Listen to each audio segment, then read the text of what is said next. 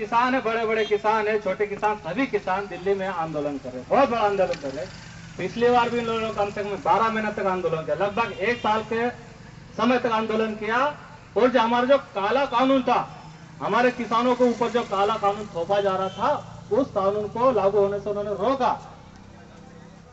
और जो मोदी सरकार ने हमारे किसानों को जो वादा किया था, वो वादा आज तक पूरा नहीं किया।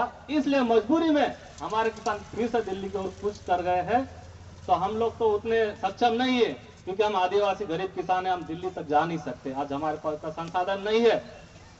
जब हम वहां नहीं जा सकते, कम से कम यहाँ बैठ कर हम आंदोलन जरूर कर सकते, उनका समर्थन कर सकते। इसलिए हम लोग यहाँ आज एकत्रित हुए।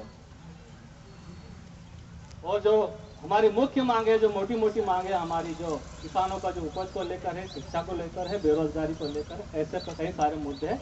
हम थोड़ा सा विस्तार से थोड़ा चर्चा कर रहे हैं। सबसे पहला हमारा मुद्दा, हमारी जो उपज है, हमारे जो अन्न जो हम पैदा करते हैं, उसको सही दाम नहीं मिल रहा। और उसके लिए जब अन्न उत्पादन करने के लिए अपन क्या करते हैं, खेती में हल घेरते हैं, पूरे गर्मी में अपन मेहनत करते हैं। उसके बाद जाते हैं खाद बीज की दुकान पे जाते हैं, एकदम महंगा बीज लाते हैं। 50 ग्राम, 100 ग्राम, 500 ग्राम का बीज होगा, वो 2000-3000 रुपये अपन इतना महंगा बीज लाते हैं। वो बीज अपन जमीन में बोया, वो उगते से उसमें इल्ली पड़ जाती है, तुरंत इल्ली पड़ जाती है। फिर भागते भागते अपन जाते हैं, फिर जाए दवाई की दुकान पे, फिर दवाई का एक डब्बा लाते हैं, 2000-3000 में लेके आते हैं वापस, फिर वो दवाई छींटते हैं। फिर खाद लेने के लिए फिर जाते हैं दुकान पे, महंगा खाद जो 500 रुपये मिल रहा, 1000 रुपये में खाद मिल रहा, जो 100 रुपये में मिलता, 200 रुपये में, वो 1000-1200 में मिल रहा, वो महंगा वाला खाद लाके फिर जमीन में डालते हैं। उसके बाद भी कोई गारंटी नहीं कि अपनी फसल पक जाएगी। कभी पानी नहीं गिरा तो फसल नहीं आने वाली, कभी ओला गिर गया तो फसल बर्बाद, ज्यादा बारिश हो गई, बाढ़ आ गई तो फसल बर्बाद। इतना पैसा लगाने के बावजूद भी अपनी फसल की कोई गारंटी नहीं कि अपनी फसल पक जाएगी। अगर जैसे वैसे फसल पक भी गई, उसके बाद अपन जब बेचने जाते हैं, जो बीज हमने 2000 में खरीदा था, सोयाबीन हमने 7000 में खरीदी बीज, कपास हमने 1500-2000 में एक पैकेट खरीदा, जब हम बेचने जाते हैं सोयाबीन का भाव क्या, 3500-4000। कपास का भाव 5000 से ऊपर कभी नहीं गया आज तक इस साल। तो जो हम पूरा साल भर मेहनत करते हैं, पूरे महंगी दवाई लाते हैं, महंगा खाद लाते हैं, महंगा बीज लाते हैं, तो जितना हम कमाते हैं वो टोटल वो बीज कंपनी को, दवाई कंपनी को, खाद कंपनी को दे देते हैं।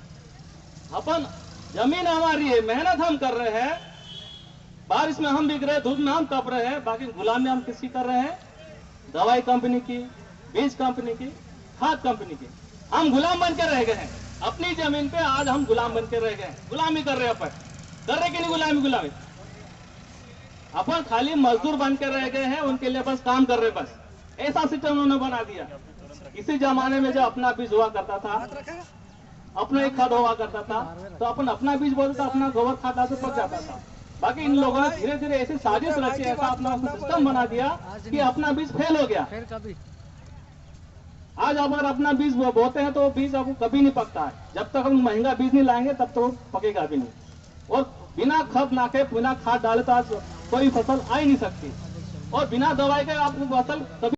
सरकार ने पढ़ाई लिखाई एक उद्देश्य છે કે કાલે કે મોટું મોટો અધિકારી આવી ગયો, કલેક્ટર બી આવી ગયો, તો આપણે તેના હિસાબથી વાત કર્યા, ત્યારે આખોમાં આખો ડાલીને વાત કરે, હિંમત આપણો અંદર આવી ગઈ, તો આપણે પढ़્યા लिखा છે। नहीं तो आज भी तुम जत्र वारू बात कर रहा, हाल तो कभी मतलब पढ़े लिखे बाहर यहाँ को जैसे हिंदी रहा, इन का ना बोला तो बात करा माइक धरी नशा सा हाथ काप रहा। तो जी जज्बो ये बात करता होना चाहिए कि तदा तुम्हारा हक अधिकार हनन बिल्कुल नहीं हो से, ना तुम्हारे पर कोई अत्याचार कर से, न कहीं कहाँ से कोई अपने ऊपर दबाव बढ़ा सके। इसलिए एक बात है कि पूरा का जतरा तुम पढ़ाई सको पढ़ाओ, एना घर में नशाથી बिल्कुल दूर रह सकती। बस तो बात बस। जय आदिवासी, जय जोहर।